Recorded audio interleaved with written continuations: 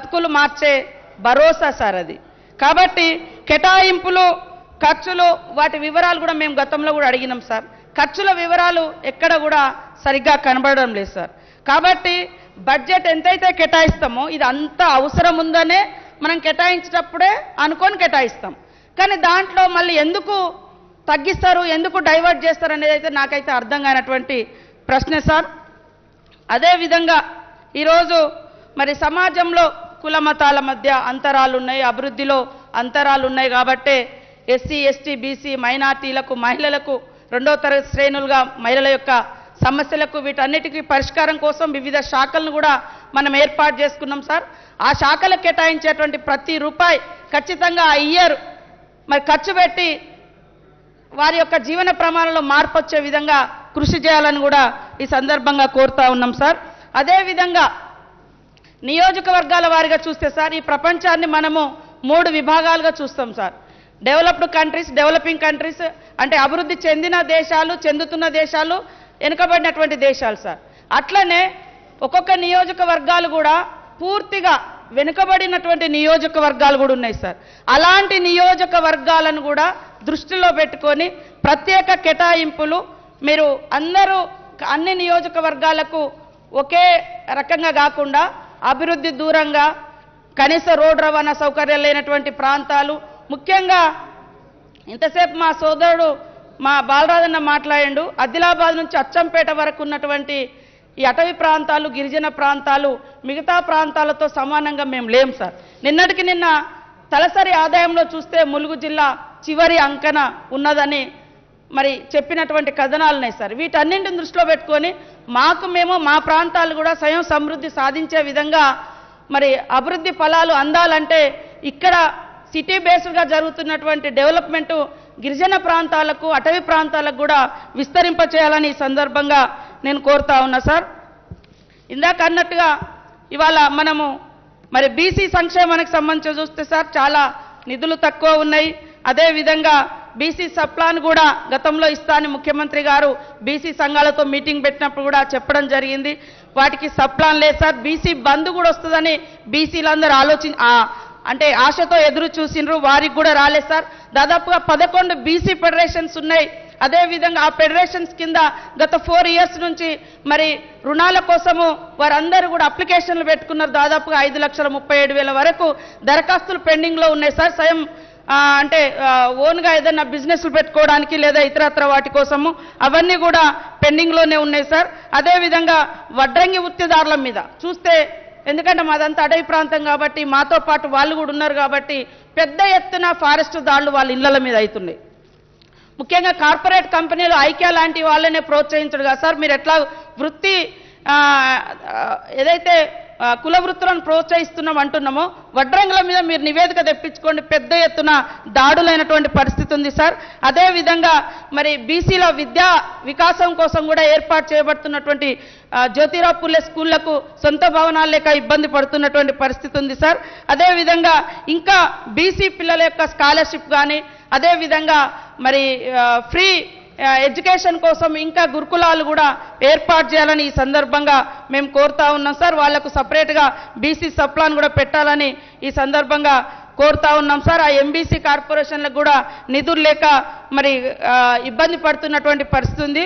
అదేవిధంగా దళితులకు సంబంధించి చూస్తే ఈ సమాజంలో అత్యంత వెనుకబడి కులదోపిడి, ఆర్థిక వివక్షత, మరి పేదరికము, ఉండడానికి ఇల్లు కూడా లేకుండా ఉన్నటువంటి వర్గాలు దళితులు సార్. ఇవాళ సమాజానికి దూరంగా అడవులలో ఉండేది ఆదివాసీలు, గిరిజనులు అయితే ఊరిని అంటిపెట్టుకొని ఉన్నప్పటికీ ఊరికి దూరంగా అనేక వివక్షతలతోటి నివసిస్తున్నటువంటి నా దళిత సోదరులకు కూడా మరి మనం స్పెషల్ డెవలప్మెంట్ ఎస్సీ ఎస్టీ సప్లాన్ను స్పెషల్ డెవలప్మెంట్ యాక్ట్ 2017లో తీసుకొచ్చారు సార్. కానీ స్పెషల్గా ఏ పథకాలు ఇంతవరకు అందలేదు సార్. ఎస్సీ ఎస్టీల కాడికి వస్తే మీరు 3 ఎకరాల భూమి అన్నారు సార్, కానీ దాన్ని కూడా ఈరోజు మూలన పడేసిండ్రు. 3 ఎకరాల భూమి కూడా అనుకున్న స్థాయిలో అందలేదు సార్. కాబట్టి భూమి అనేది ఒక ఆత్మవిశ్వాసాన్ని, ఆత్మ గౌరవాన్ని, అదేవిధంగా ఆదాయాన్ని ఇస్తూ తరతరాలుగా ఉండేటువంటి భూమి పథకం గొప్పదే సార్. కానీ ఆ భూమి పథకం అనేది వాళ్ళ మూలకు పోవడంతో వాళ్ళ యొక్క భవిష్యత్తు ఏంటిదని అర్థం కావట్లేదు సార్. ఈరోజు 10 లక్షల పథకాన్ని తీసుకొచ్చి సార్ దళిత బంధు. ఖచ్చితంగా మేము కూడా కోరుకుంటా ఉన్నాం 3 ఎకరాల లెక్క మూలకు పోకుండా ప్రతి దళితులకు అర్హులైనటువంటి వాళ్ళందరికీ కూడా పార్టీలు ఇతరత్రాన్ని వివక్షత లేకుండా వాళ్ళ యొక్క ఆర్థిక వ్యవస్థను పరిగణలోకి తీసుకొని మరి ఇవ్వాలని కూడా ఈ సందర్భంగా కోరుతా ఉన్నాం సార్. పెద్ద ఎత్తున మనం ఇప్పటి వరకు ఇండ్ల పథకం సార్, వాళ్ళు పాలిథిన్ కవర్లు పెట్టుకుంటారు, మనం ఎక్కడైనా ఫ్లెక్సీలు కడితే కూడా తీసుకుపోయి ఇండ్ల మీద వేసుకుంటున్నటువంటి పరిస్థితి ఉంది సార్. ఇండ్ల డబుల్ బెడ్రూమ్లు కూడా లేక, డబుల్ బెడ్రూమ్ లేవు, సింగిల్ బెడ్రూమ్ లేవు, చాలా ఇబ్బంది పడుతున్నారు. మా బాలరాజన్న గారు ఇప్పుడు దాకా చాలా మాట్లాడిండు. ఆయన ఒక్కసారి దళిత వాడలు కూడా తిరగాలని నేను ఈ సందర్భంగా కోరుకుంటా ఉన్నా సార్.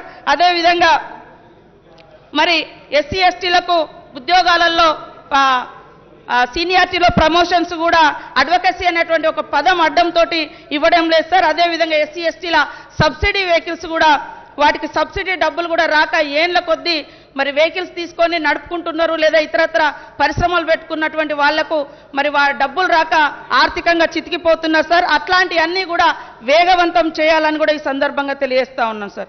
ఎస్సీ ఎస్టీలకు జనాభా ప్రాతిపదికన పెంచాల్సినటువంటి రిజర్వేషన్స్ కూడా పెంచి ఉద్యోగ ఉపాధి అవకాశాలలో ముందంజలో ఉన్నప్పుడు మిగతా సమాజంతో ఈ అట్టడుగు వర్గాల ప్రజలు కూడా మరి అభివృద్ధి పదంలో వెళ్ళడానికి ఎడ్యుకేషనే ఇంపార్టెంట్ సార్. కాబట్టి మరి రిజర్వేషన్ కూడా పెంచాలని ఈ సందర్భంగా కోరుతా ఉన్నాం సార్. అదేవిధంగా social welfare hostels sir, SC సంబంధించిన హాస్టల్స్ చాలా వరకు శిథిలావస్థలో ఉన్నాయి. కేవలం గురుకులాలే కాదు సార్, ఇంకా హాస్టల్స్ కూడా ఉన్నాయి, స్కూల్స్ ఉన్నాయి. వాటిని కూడా స్ట్రెంథనింగ్ చేయాల్సిన అవసరం ఉందని ఈ సందర్భంగా తెలియజేస్తా ఉన్నాం సార్. అదేవిధంగా ఈ మధ్యకాలంలో పెద్ద ఎత్తున మరి ప్రభుత్వ భూములని దళితుల దగ్గర నుంచే, అట్టడుగు వర్గాల దగ్గర నుంచే అసైన్ భూముల పేరుతోటి, డెవలప్మెంట్ యాక్టివిటీస్ పేరుతోటి ప్రభుత్వం భూములు తీసుకోవడం జరిగింది సార్. వాళ్ళకున్న ఉపాధి కూడా కోల్పోయారు. కాబట్టి ఎక్కడెక్కడైతే ప్రభుత్వం దళితుల భూములను అసైన్ పేరుతో తీసుకున్నారో అభివృద్ధి కోసమని వాటికి ఖచ్చితంగా మరి ఎంతో కొంత నష్టపరిహారం కూడా ఇవ్వాలని ఈ సందర్భంగా తెలియజేస్తా ఉన్నాను సార్. అదేవిధంగా మరి ఎస్టీలకు సంబంధించి చూస్తే సార్, ఎస్టీల పరిస్థితి కూడా ఈరోజు 12% రిజర్వేషన్ ఇస్తా అని ప్రభుత్వం చెప్పి చాలా రోజులు అయింది సార్. ఇంతవరకు ఆ రిజర్వేషన్స్ అనేది మా వరకు రాలేదు సార్. కాబట్టి ఆ రిజర్వేషన్లు కల్పించాలి. అదేవిధంగా ఎస్సీ ఎస్టీ విలేజ్లలో రోడ్ కనెక్టివిటీ ఇంతవరకు కొత్త గ్రామ పంచాయతీలకు ఇవ్వలేదు. ట్రైబల్ వెల్ఫేర్ నుంచి అయితే ఒక్క రోడ్లు కూడా రాలేదు. మా సోదరిమణి గారు ఉన్నారు, వారికి కూడా తెలుసు. కాబట్టి రోడ్లు కానీ, రిజర్వేషన్స్ కానీ, అదేవిధంగా కేంద్ర ప్రభుత్వం ఒప్పుకున్నది కానీ ములుక్కు ఇంతవరకు ట్రైబల్ యూనివర్సిటీ తరగతులు ప్రారంభించినటువంటి దాఖలాలు లేవు సార్. మరి ఖచ్చితంగా ఈ విషయంలో మేము కూడా కేంద్ర ప్రభుత్వాన్ని ప్రశ్నిస్తా ఉన్నాం. రాష్ట్ర ప్రభుత్వం కూడా మరి పోరాటం చేయాల్సిన అవసరం ఉంది. ఆ రోజు ఒప్పుకున్నటువంటి ఏదైతే బయ్యారం ఉక్కు పరిశ్రమ ఉందో దానికి సంబంధించినటువంటి నిధులు కూడా మరి పరిశ్రమను కూడా తీసుకొచ్చినటువంటి దాఖలాలు లేదు. కాబట్టి ఇట్లాంటి అంశాల మీద కాంగ్రెస్ పార్టీ కానీ మేము కానీ ఎప్పుడు పోరాటంలో ముందుంటామని కూడా ఈ సందర్భంగా తెలియజేస్తా ఉన్నాం. ఆ రోజు ఇచ్చినటువంటి మరి హామీ ప్రకారము ప్రభుత్వం ఇవ్వాలని ఈ సందర్భంగా మేము డిమాండ్ చేస్తూ ఉన్నాం సార్. అదేవిధంగా మరి ఏదైతే ఇవాళ పోడు భూములకు సంబంధించి సమస్య కూడా ఉంది సార్. ముఖ్యమంత్రి గారు వాస్తవానికి ఈ సబ్జెక్టు మీద జరిగినంత చర్చ, ముఖ్యమంత్రి గారు కూడా ఈ సబ్జెక్టు మీద మాట్లాడినన్ని సందర్భాలు ఈ అసెంబ్లీలో వేరే సబ్జెక్టు రాలేదనుకుంటా సార్. అయినా కూడా ఎందుకో ఫారెస్ట్ అధికారులు పదే దరఖాస్తులు తీసుకున్నారు. ఒక దిక్కు అవి అక్కడనే ఉన్నాయి, మళ్ళీ దాడులు చేస్తూ ఉన్నారు. ఒక దిక్కు కుల వృత్తుల మీద, ఒక దిక్కు గిరిజనుల మీద, సాగులో ఉన్నటువంటి భూముల మీద పట్టాలు వస్తాయా రాదా, అసలు అప్లికేషన్ ఉన్నదా, రిజెక్ట్ అయిందా తెలియకుండానే వాళ్ళు దాడులు చేసేటువంటి కార్యక్రమం చేస్తూ ఉన్నారు. దీన్ని కూడా ప్రభుత్వం ఆలోచించాల్సిందిగా కోరుతా ఉన్నాం సార్. అదేవిధంగా మరి గిరిజన ప్రాంతాలకు ఫారెస్ట్ ఆటంకాలు ఎక్కువ ఉండి ఒక్క పంటకు కూడా నీళ్ళు ఇచ్చుకోలేనటువంటి పరిస్థితి. వాగులు వంకలన్నీ కూడా గోదావరి నిండుతుంది, లేదా ప్రాణహిత ఇంకోటో నిండుతుంది. కానీ మా ఊర్ల చుట్టూ ఉన్నటువంటి వాగుల మీద మాకు ఒక్క చెక్ డ్యాములు కూడా వచ్చేటువంటి పరిస్థితి లేదు. కనీసం రోడ్లు కూడా నిర్మించుకునేటువంటి పరిస్థితి లేదు.